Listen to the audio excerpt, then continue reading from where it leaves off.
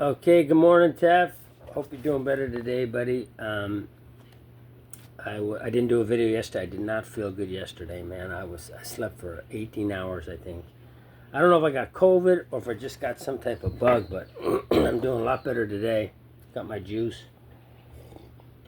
Anyway, he told me he didn't have a good day yesterday, or I didn't hear from you, or whatever. So, I was just thinking about how we have to stay spiritually fit, and I'm just going to talk about, hopefully, no more than 5 minutes on what does it mean to be spiritually fit, right? And what do we do about it? How do we become spiritually fit? And obviously we work the steps and help others and stuff. But I just want to read a couple of things. I want to go backwards. I'm going to start with spiritually fit on page 85, and I'm going to kind of work backwards a bit. I don't even know where I'm going with this, but I'm just going to kind of wing it as I go along, because we kind of understand this stuff. And if you're not having a good day, a lot of times we're just not spiritually fit. If we have enough bad days in a row, we're just not spiritually fit enough. I mean, yeah, anybody can have a bad moment and stuff, but bad day after bad day after bad day, it's just, there's something wrong with us, man.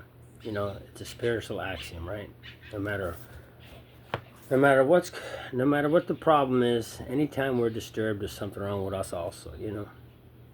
So it says, here's the step 10 promises. Okay, we get promises at step 10. It says, if tempted, we recoil from it as from a hot flame. If tempted by alcohol, we react sanely and normally. So we don't take a drink. We're not even thinking about a drink, and we will find that this has happened automatically. We will see that our new attitude toward liquor has been given us without any thought or effort on our part. No effort. We didn't even work at not drinking. We worked at something else, but we're not working at not drinking. We're working at being spiritually fit, right? So we no longer require a drink to live life. So without effort of thought, it just comes. That is the miracle of it. We are not fighting it, neither are we avoiding temptation. We feel as though we had been placed in a position of neutrality, safe and protected. We have not even sworn off. Instead, the problem has been removed. The alcohol problem has been removed. We're not going around not drinking. Man, I know I can't drink. I'm not interested in alcohol, right? The problem has been removed. What problem? The obsession.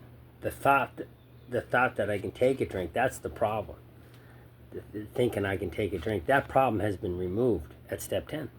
It does not exist for us. We are neither cocky nor are we afraid. That is our experience. That is how we react, so long as we keep in fit spiritual condition. We got to keep. But it says it's easy to let up on the spiritual program of action and rest on our laurels. We are headed for trouble if we do, for alcohol is a subtle foe. We are not cured of alcoholism. What we really have is a daily reprieve contingent on the maintenance of our spiritual condition. And over here on page 84, we got a daily reprieve, man. We got to, every day, what are we doing to stay spiritually fit? What are we doing? Unity, service, recovery. What are we doing there, It says, over here in step 10, I'm not going to read it all, but it says, we have entered the world of the Spirit. Our next function is to grow in understanding and effectiveness. We're going to grow now. We're going to continue to do these steps, and we're going to grow. Okay, this is not an overnight matter. It should continue for our lifetime. So anytime we're not feeling spiritually fit, or feel like taking a drink, or we're just resentful or fearful or angry or frustrated or self-pity, a lot of self-pity, for me anyway,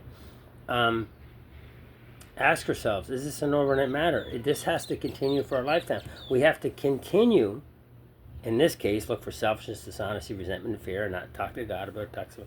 But basically, we got to continue to do this program on the daily in order to stay spiritually fit.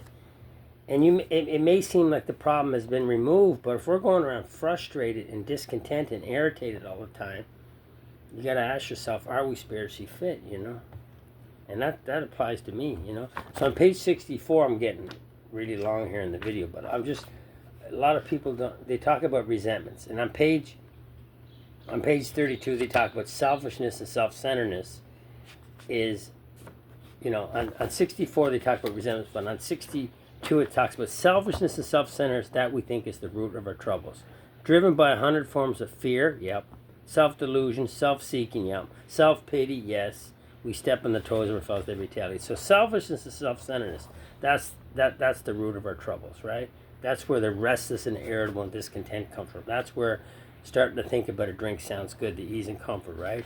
So on page 64, when they talk about resentments, before the resentments, it says, we did exactly the same thing with our lives. We took stock honestly. First, we searched out the flaws in our makeup, which caused our failure.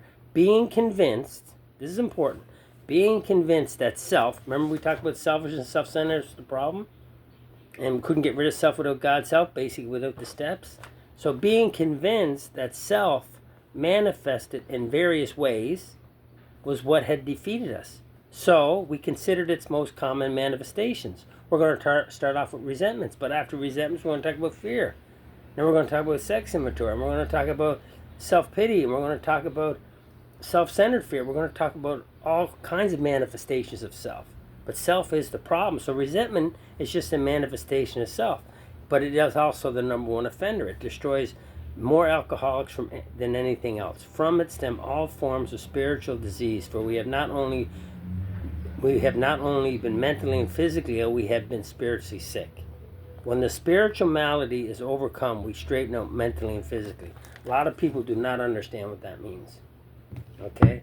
A lot of people think that, when the spiritual malady is overcome by working the steps and helping others and removing these things that are blocking us from doing God's will, they think that we straighten out mentally, that we're thinking okay, or something. But we straighten out mentally because the mental obsession is lifted. And when the mental obsession is lifted, we don't have to worry about the physical allergy, so we straighten out physically.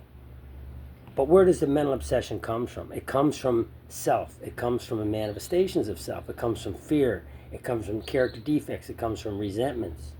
Okay? So unless the spiritual malady is overcome, we're not going to straighten out mentally, which means the mental obsession will come back sooner or later. And if it doesn't come back sooner, we're just going to drive ourselves crazy in the meantime. We're going to be so restless and irritable and discontent. And then, if we don't straighten out mentally, and we do take that, the mental obsession does make us take that first drink, we are not going to straighten out physically. There goes the physical allergy. Take one drink, I can't stop. One's too many, 100's not enough. But academic and pointless observation, I didn't take the first drink to begin with. So the real problem is that mental obsession. So how do we treat the mental obsession? Spiritually. When the spiritual malady is overcome by doing these things that we're talking about. We got to stay connected.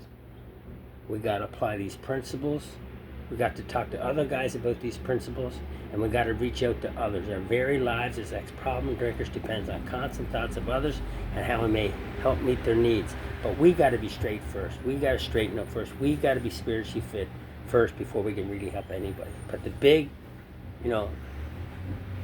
solution really is the big goal really is here is to help somebody else.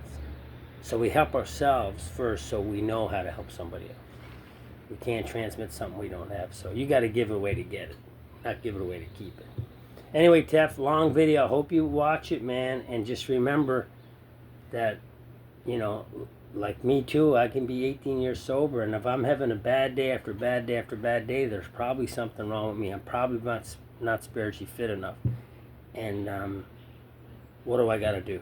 And the book tells me what to do, and the program tells me what to do. God tells me what to do. Okay, buddy, I hope this helps. I'm going to upload this to YouTube, and I love you, bro. We'll talk later.